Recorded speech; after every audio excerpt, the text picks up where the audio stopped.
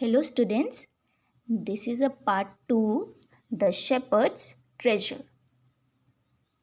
Let's continue, but before starting, again here are some key points.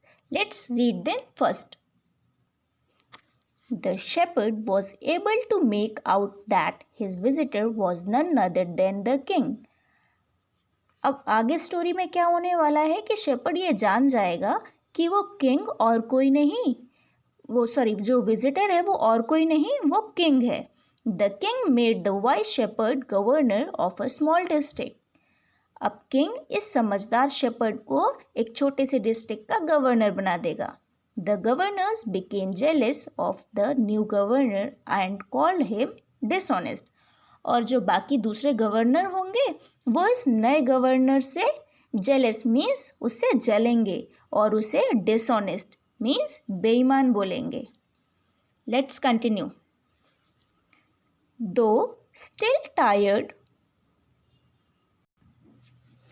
The king decided to depart the next morning.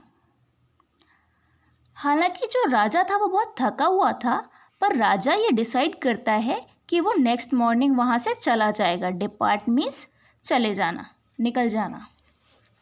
He said, Many thanks for your kindness to a poor traveler.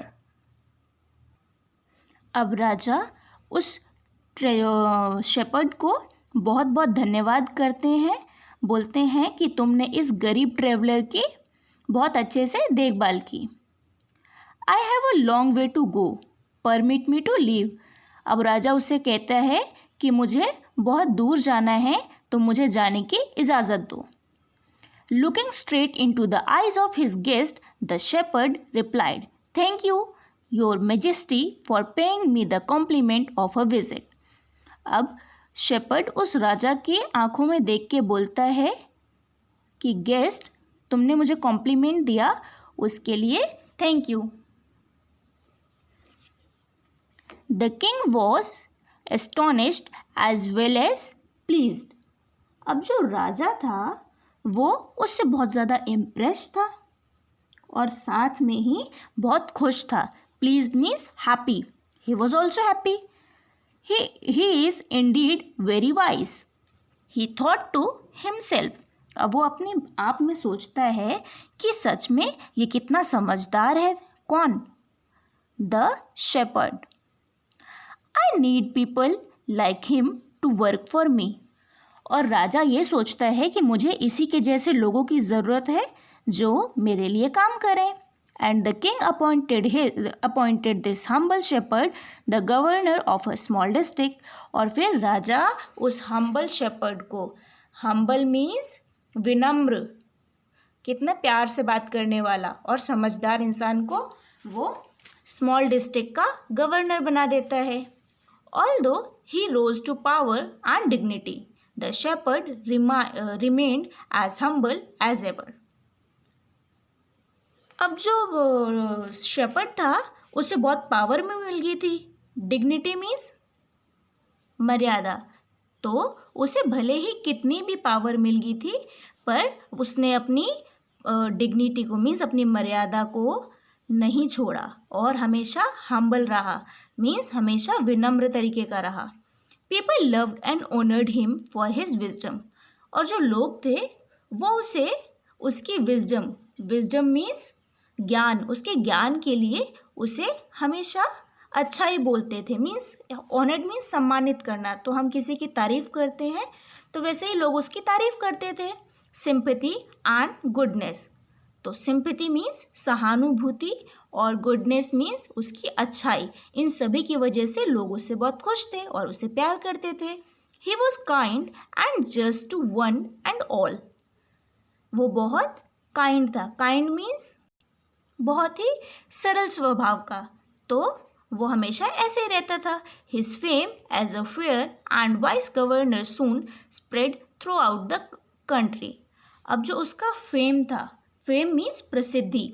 अब उसकी जो प्रसिद्धि थी means वो इतना famous हो गया और जो हमेशा राइट डिसीजन लेने वाला समझदार गवर्नर, और उसकी इतनी सारी अच्छाइयाँ जल्दी ही पूरी कंट्री में स्प्रेड मीन्स फैल गई. Now the governors of other provinces grew terribly jealous of him and began to talk to the king against him. अब जो वहाँ के जितने भी गवर्नर थे वो बहुत बुरी तरह उससे जलने लगे और राजा से उसके अगेंस्ट में मीन्स उसकी बुराइयां करना स्टार्ट कर दिया उन्होंने. They said he is very dishonest and keeps for himself part of the money that he collects as tax from the people.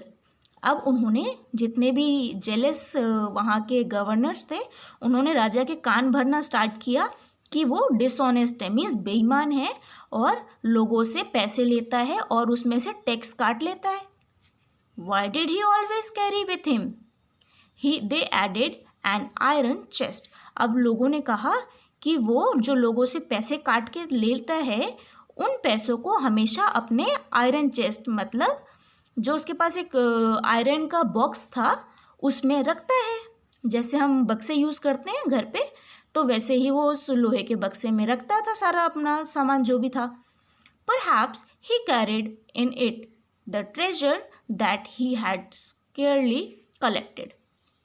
अब लोगों ने क्या भरा राजा के कान में कि वो एक लोहे का बक्सा लेके घूमता है बॉक्स लेके घूमता है और उसमें लोगों से पैसे काटता है मीन्स टैक्स के जो पैसे होते हैं उनको काटता है और उन पैसों को उस आयरन चेस्ट में उस बॉक्स में भर के रखता है. नहीं तो बताओ भला कोई इंसान क्यों उस बॉक्स को हमेशा साथ में रखेगा.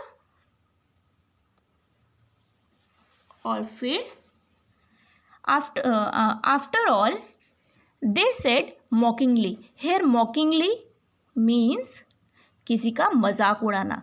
तो जो गवर्नर थे वो राजा के जो कान भर रहे थे वो उसको बोलते हैं कि उसका मजाक उड़ाते हुए कि वो हमेशा अपने पास एक लोहे का डब्बा रखता है और उसमें खजाना रखता है लोगों से लूट लूट के.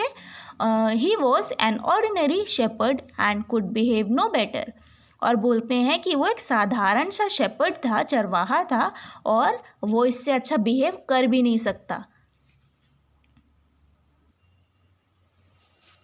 Now come to the again key points. अब आगे स्टोरी में क्या होने वाला है. The new governor was called to the palace. अब नए गवर्नर को पैलेस में बुलाया जाएगा. He was ordered to explain why he always carried an iron chest. और उससे ऑर्डर दे के पूछा जाएगा कि एक्सप्लेन करो तुम हमेशा आयरन चेस्ट इस आयरन के डब्बे को अपने साथ क्यों रखते हो. The chest contain no gold no से और सिल्वर. अब चेस्ट को जब खोला जाएगा उसमें से ना ही सोना निकलेगा और ना ही चांदी. Let's start. At first the king did not pay attention to these reports. But how long could he ignore these governors and their endless stories about the shepherd? अब पहले तो उस राजा ने जितने भी दूसरे शेपर्ड थे उससे जलने वाले उनकी बातों पर ध्यान नहीं दिया. Here attention is used for ध्यान देना. तो उसने पहले ध्यान नहीं दिया. अब कब तक वो उनकी बातों को बाकी जो गवर्नर थे उन सब की बातों को इग्नोर करता क्योंकि वो लोग बहुत लंबे टाइम से अपनी अलग अलग स्टोरीज सुना के और राजा के कान भर रहे थे. किसके खिलाफ? शेपर्ड के खिलाफ. One thing was certain the king discovered. और फिर राजा ने बहुत कुछ सुना. उसने पूछ जांच भी करी कि एक्चुअल में है क्या. The new governor did carry N iron chest with him all the time. अब राजा ने ये पता करवाया और उसको पता चला कि सच में जो नया गवर्नर है वो हमेशा एक आयरन चेस्ट अपने साथ रखता है. So one day the new governor was summoned to the palace. Here summoned means उपस्थित होने का आदेश देना मीन्स प्रेजेंट होने का उसको ऑर्डर देना. तो नए गवर्नर को ये ऑर्डर दिया गया कि वो पैलेस में आ जाए. He came riding on his camel and to everyone's delight the famous iron chest was there fastened securely behind him on the camel's back. अब लोगों ने देखा कि जो वो नया वाला गवर्नर था वो अपने कैमल के ऊपर अपने ऊँट के ऊपर बैठ के आ रहा है. अब सब ये देख के बड़े खुश हो गए और साथ में उसके साथ उसका आयरन चेस्ट भी था. और जिसको उसने संभाल के कैमल के पीछे बांध के रखा हुआ था। Now the king was angry. अब किंग को ये सब देख के बहुत गुस्सा आ गया। ही थंडर्ड। थंडर्ड मीन्स बहुत ज़ोर से चिल्ला के और कुछ बोलना, मीन्स एक तरह से जैसे बहुत गुस्से से बरस पड़ना।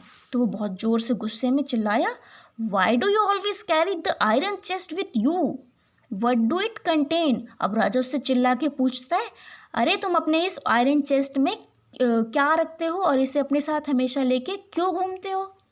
The governor smiled. अब गवर्नर ने थोड़ा सा मुस्कुरा दिया। He asked his servant to bring in the chest. अब उसने अपने सर्वेंट को बोला, अपने नौकर को बोला, जाओ और वो चेस्ट लेके आओ, मीन्स वो बॉक्स लेके आओ।